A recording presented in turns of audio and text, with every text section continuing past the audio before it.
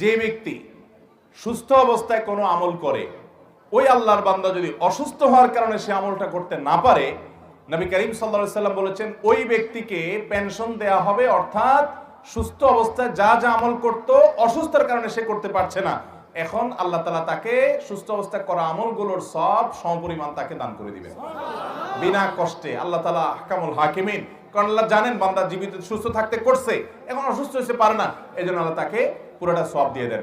এজন্য আপনি আল্লাহর প্রতি সুধারণা করবেন, আল্লাহ আপনাকে মাহরুম করবেন না, গুনাহগার তো হওয়ার প্রশ্নই নেই। তবে ফরজ রোজা যেগুলো আপনার কাজা হয়েছে সেগুলোতে আপনি কখনো সুস্থ হন রোজা রেখে দিবেন, আর সুস্থ হওয়ার সম্ভাবনা আল্লাহ না করুক না থাকলে ফিদিয়া আদায় করে মিসকিনদেরকে খাদ্য দিবেন।